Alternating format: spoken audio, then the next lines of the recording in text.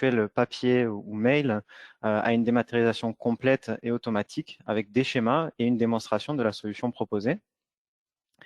Et puis ensuite, on vous présentera notre entreprise et on répondra aux questions que vous pouvez poser tout au long du webinaire sur l'espace questions de GoToWebinar.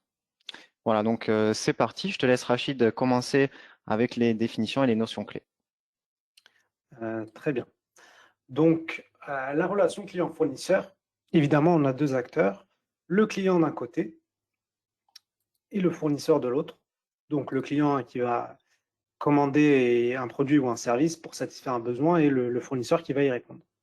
Cette collaboration, elle est matérialisée par des échanges entre les deux parties. Donc, ces échanges, ils vont être dans les deux sens et ils seront matérialisés justement par plusieurs éléments. Ce qui va nous intéresser, nous, évidemment, ce sera les documents, l'échange de documents.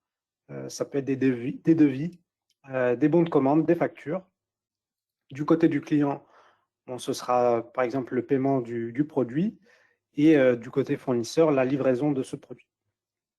Donc, pour que cette connexion elle fonctionne, il faut que les deux parties s'entendent sur une façon de collaborer, ce qui va permettre de faciliter les échanges. Et la question qui se pose, c'est est-ce que les process qui sont en place aujourd'hui contribuent à satisfaire les clients? D'ailleurs, nous, de notre côté, on a un petit sondage pour voir un petit peu comment aujourd'hui vous fonctionnez au niveau de l'échange de documents sur le format que vous recevez aujourd'hui pour vos commandes. Alors, hop, je vous envoie le sondage. Si vous pouvez y répondre, on vous laisse quelques secondes.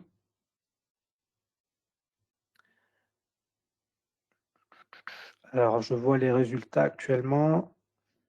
On a pas mal de PDF, un peu de papier et des autres formats. Donc voilà, c'est assez varié. On va voir ensemble les différents formats. Hein. Aujourd'hui, donc, on a le papier, le format qui est aujourd'hui qui est un des formats les plus utilisés, mais qui est de moins en moins parce qu'il se fait prendre sa place par le format numérique, dû à son prix, c'est coûteux, que ce soit en termes d'impression, le coût du papier ainsi que de l'encre a un coût, mais aussi en termes d'archivage. Pour information, pour stocker 23 000 documents, il faut environ 1 mètre carré. Aujourd'hui, en format numérique, avec un disque dur d'1 téraoctet, on arrive à 43 000 mètres carrés de documents de surface dans laquelle on peut archiver des documents. En plus de ça, ça implique de ressaisir manuellement les informations, pardon, ce qui prend du temps aussi et qui est source d'erreurs. Donc le format papier, comme je l'ai dit, il se fait prendre sa place par le format numérique et le plus connu, c'est le PDF. Donc le format PDF qui est visuel et qui peut être lu via différents canaux, hein, via son ordinateur, son téléphone ou via une tablette. Et c'est vraiment la dématérialisation du format papier. Mais ensuite, tous les process qui sont autour vont rester les mêmes et ça impliquera encore de la saisie manuelle et de la manipulation manuelle pour traiter ce document. On a enfin le format EDI qui, lui, est donc l'échange de données informatisées. Donc, c'est de l'échange de machine à machine de documents commerciaux via un protocole et des formats qui sont standardisés. Et ces formats et ces protocoles donc, peuvent varier de secteur à secteur. Ce ne sera pas le même dans le secteur de l'agroalimentaire et dans celui de la grande distribution. Donc, ça varie et par pays aussi, notamment aux États-Unis ou en Europe, ça peut changer. Donc, ce type d'échange permet l'automatisation donc, des process et ça va accélérer le cycle order to cash, ce qui permet d'avoir un cycle de la commande jusqu'au paiement qui est plus rapide. L'inconvénient de cette solution, c'est qu'il est lourd à mettre en œuvre au niveau de votre environnement informatique Et il est contraignant car le client, lui aussi, doit être capable d'envoyer ses documents via, via le format standardisé ou le protocole en question. Donc là aussi, ça rajoute des contraintes. Donc, en termes de format, nous, ce qu'on préconiserait, évidemment, c'est un format qui est assez récent au niveau des commandes. Est-ce que tu peux nous en dire plus, Tanguy? Oui, alors le format lequel tu veux parler, c'est le format OrderX. Alors avant de commencer à parler de ce format, je voudrais lancer un sondage, un nouveau sondage sur lequel vous allez pouvoir répondre. Est-ce que vous avez déjà entendu parler de ce format OrderX? Alors je vous laisse un petit peu de temps pour répondre. Je vois que majoritairement les gens qui ont déjà répondu n'ont pas entendu parler de ce format de document. Donc ça tombe bien parce que je vais le définir. Alors, donc j'ai fermé le sondage. Sachez qu'il existe une nouvelle norme universelle avec laquelle de nombreuses entreprises vont être amenées à travailler. Et donc, il s'agit de cette norme qui s'appelle OrderX. Alors, OrderX, qu'est-ce que ça veut dire? C'est un format de document euh, qui, qui en fait est un PDF au format qu'on appelle PDF A3. Donc, c'est un PDF classique comme vous avez l'habitude de voir. Mais dans ce PDF, il y aura inclus à l'intérieur un document XML. Un document XML, c'est-à-dire un document structuré avec des données à l'intérieur. Donc, qu'est-ce que cela engendre? En fait, le document PDF va être toujours lisible par l'œil humain et le document XML sera lisible par la machine. Et cette norme, elle a été fondée à partir de modèles de données normalisés par le Forum national de la facture électronique, donc le FNFE, et elle a été publiée le 13 avril dernier, donc il y a 2 jours. Donc, il s'agit évidemment d'un format dans le futur qui sera très répandu et vous devez être prêt à recevoir ce genre de commande avec ce genre de format. Et donc, pour imaginer le futur, il faut qu'on revoie ensemble le fonctionnement actuel que vous avez en tant que fournisseur et en relation avec votre client. Donc, les échanges documentaires d'hier, voilà, vous avez 2 acteurs, donc le client et le fournisseur, chacun possédant son propre ERP. Donc, le processus habituel, eh bien, le client va créer sa commande de son côté et il va ensuite l'envoyer donc par le format papier ou bien l'envoi d'un mail en format PDF. Ceci va engendrer donc côté fournisseur eh bien, de recevoir cette commande, de l'enregistrer de son côté de son ERP, sur son ERP. Et donc ce processus-là, il dépend évidemment de la mise en œuvre que vous allez en mettre, enfin, les personnes que vous allez mettre dessus. Donc ça engendre du temps, de la ressource humaine et bien sûr des erreurs éventuelles lors de la ressaisie. Ensuite, ce processus continue dans un tout autre registre avec la création de la facture et l'envoi de la facture. Donc ça, c'est encore un processus qui est long, qui prend du temps. Et donc, de l'autre côté, côté client, eh bien, il y a de la même manière la réception de la facture et l'enregistrement de la facture. Alors avec ce schéma-là, on voit qu'il y a beaucoup d'étapes qui pourraient être réduites avec une utilisation d'un EDI. Donc, si on utilise un EDI, on va mettre en place une solution voilà, qui va réduire tout ce qui va être envoi, réception de la commande et vous allez enregistrer automatiquement la commande sans avoir de saisie manuelle. Donc, ça va être quasi instantané et ça va être beaucoup plus pratique. Voilà, donc dans un autre sujet aussi, hein, là, on peut mettre en place avec ce genre de solution d'enregistrement automatique de la facture, de la commande, on peut mettre en place un système qui envoie automatiquement également la facture. Donc ça permet d'éliminer en fait toutes les tâches manuelles qui se faisaient par le passé sur les échanges documentaires. Voilà, donc ça c'est le schéma global. Est-ce que Rachid, tu peux rentrer un peu plus dans le détail de comment envoyer ces commandes et comment elles sont reçues côté fournisseur? En effet. Donc, je vais vous présenter le principe de notre solution. Donc, comme on a vu précédemment, on a le client qui va générer un document qui peut être de n'importe quel format, puisqu'on pourra le traiter ensuite automatiquement. Ce document, donc, ça peut être un format structuré type XML ou bien un PDF. Donc, on peut gérer les deux. Après, évidemment, nous, on va préconiser forcément un format standardisé comme le OrderX afin de faciliter l'automatisation, mais tout type de formats sont disponibles, sont supportés, pardon. Donc, ensuite, une fois ce document généré, on peut le distribuer via 3 canaux. En premier, donc, l'API. Donc, on peut envoyer le document via API à partir de web services directement depuis l'environnement du client. Le client peut aussi l'envoyer via un portail web en le déposant manuellement sur le navigateur, sur son navigateur, et via un gateway client, qui est un client lourd qui est installé sur la machine du client et qui va superviser un dossier. Une fois que le client déposera son document dans ce dossier, il sera envoyé automatiquement. Donc, ce document, il va partir où? Il va aller dans le cloud, dans notre solution Compleo Gateway. Une fois qu'il passe donc, dans Compleo Gateway, il sera redirigé automatiquement chez vous, donc chez le fournisseur, dans votre environnement, et notre solution de gestion documentaire pourra ensuite prendre le relais pour réaliser des traitements automatiques qui sont prédéfinis selon vos besoins.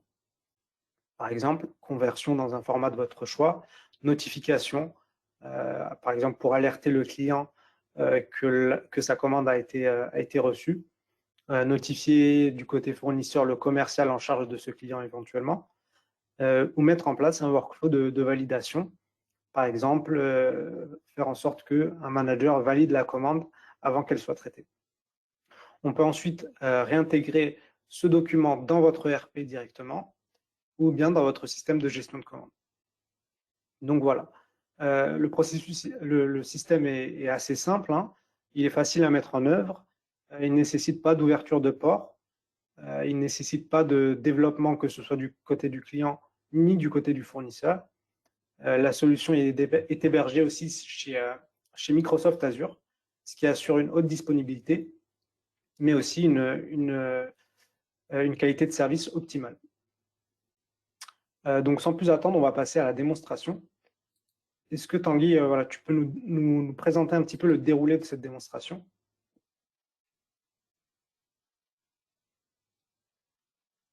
Oui, alors pardon, excusez-moi, je croyais que mon micro était coupé. Alors, donc, comme on a deux acteurs dans le processus client-fournisseur et que nous sommes deux organisateurs pour ce webinaire, eh bien, on va jouer chacun un rôle. Donc, je jouerai le rôle du client où je vais avoir à ma disposition directement un fichier XML dans lequel j'aurai spécifié que je veux commander 12 Antenna 1, donc il y a un produit que le fournisseur, donc, qui sera joué par Rachid, a à distribution. Donc, ce que je vais faire moi, c'est que ce fichier XML, je vais le déposer dans un premier temps sur un portail web.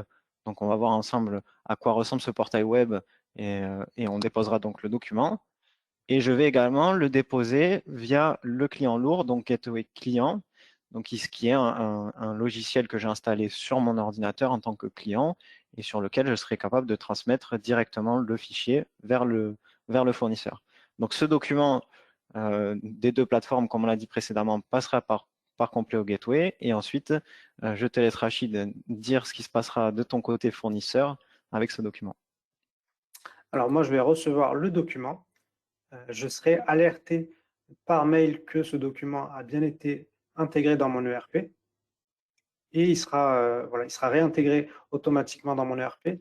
En l'occurrence, ici, c'est SAP. Et je pourrais vous montrer donc que le processus a été fait en temps réel et de manière totalement automatique. Tanguy, je te laisse prendre la main. Oui.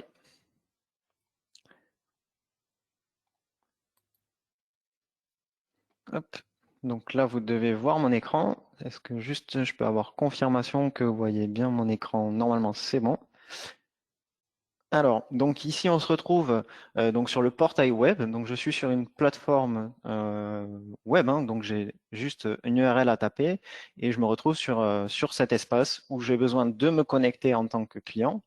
Donc, cette connexion, elle est faite, elle est initiée par le fournisseur qui va signaler que je suis un client, je suis un de ses clients avec une adresse mail précise et je serai à même de créer un espace personnel.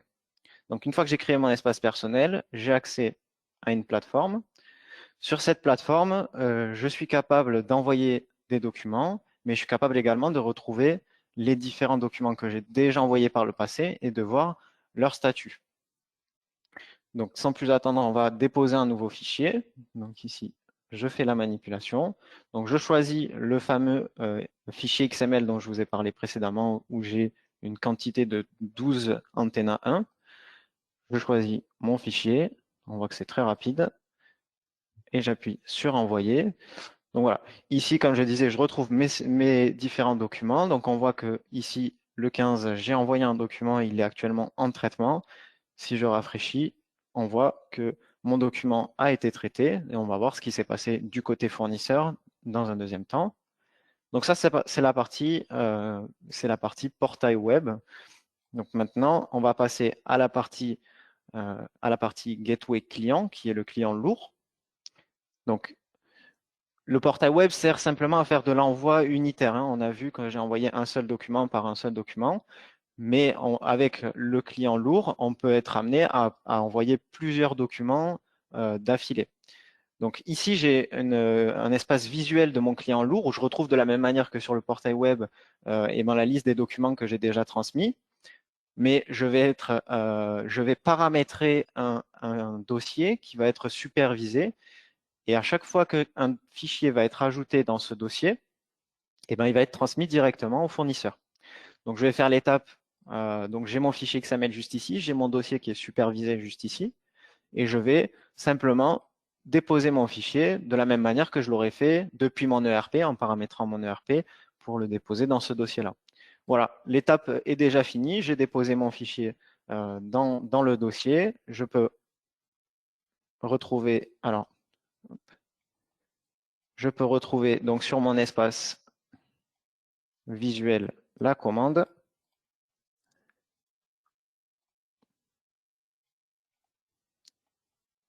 Donc sur l'interface visuelle, voilà, je retrouve ici le 15 avril à 11h19 que j'ai déposé un fichier et qu'il a été envoyé au fournisseur. Voilà, je te laisse prendre la main, Rachid, en tant que fournisseur pour voir ce qu'il s'est passé de ton côté. Alors, je reprends la main. Hop. Voilà, vous devriez voir mon écran. Oui, on voit ton Merci de me écran. confirmer dans le chat.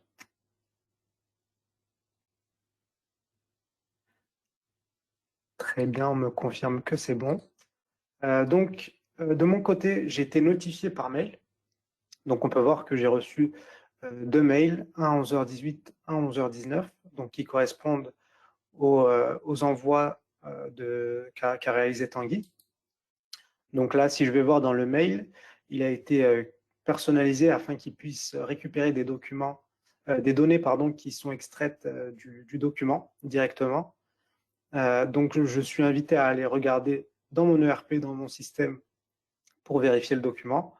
Donc là, j'ai le numéro de la commande. Je vais aller vérifier ça dans mon ERP. Hop. Voilà. Alors, j'ai oublié le numéro. Il me semble que c'était... Donc, c'est la 14514. Hop. Donc là, je peux voir que dans mon ERP directement, donc ici SAP, le bon de commande a été créé automatiquement et on peut voir que ça correspond bien à la commande de Tanguy qui était de 12 antenna 1. Donc voilà, le système, l'envoi s'est fait en temps réel. Ça a été fait de manière totalement automatique. Je n'ai pas eu de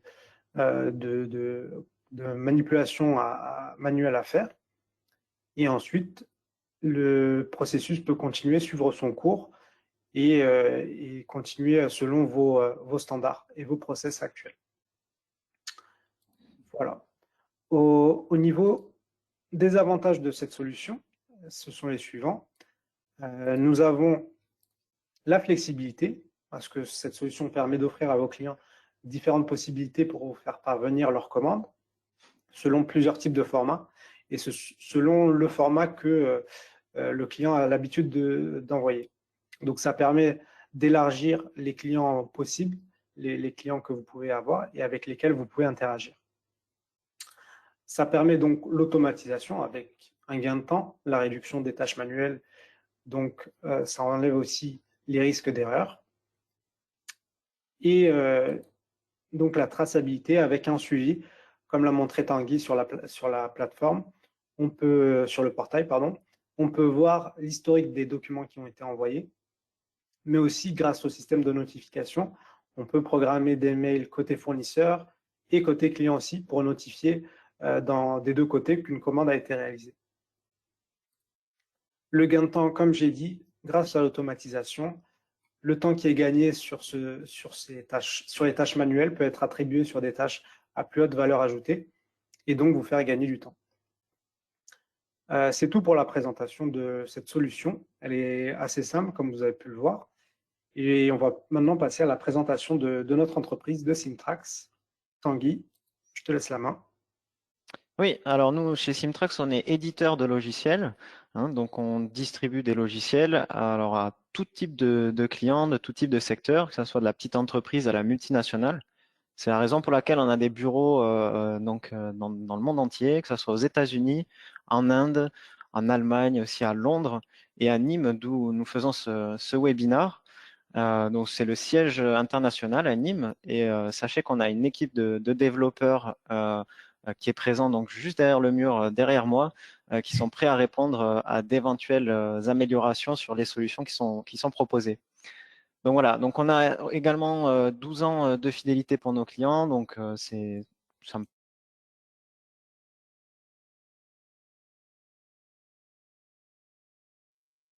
paraît majeur. Donc, donc c'est IBM, SAP et Microsoft. Alors, je ne sais pas si vous m'entendez correctement, ça saute un peu. Ah, il y a l'air d'avoir un problème de connexion.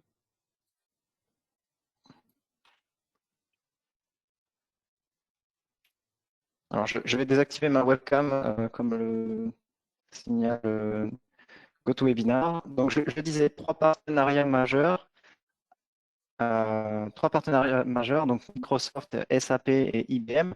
Donc, ce qu'on appelle des partenariats majeurs, en fait, c'est qu'on a des connecteurs certifiés par ces trois partenaires, mais ça ne veut pas dire que nous ne sommes pas capables d'interagir avec d'autres ERP que ces partenaires. Alors, donc aujourd'hui, on a parlé d'échange de documents entre un client et un fournisseur, mais notre cœur de métier ne s'arrête pas là, hein. On parle aussi de signature électronique, de validation, comme l'a un petit peu évoqué Rachid, et également de facturation électronique, et notamment avec l'obligation qui se confirme au niveau de l'émission et de la réception des factures électroniques à partir de 2023, et ce qui me permet de faire une petite transition sur notre prochain webinar euh, qui aura lieu donc le 4 mai à 14h30 avec Marc Daman qui sera accompagné du président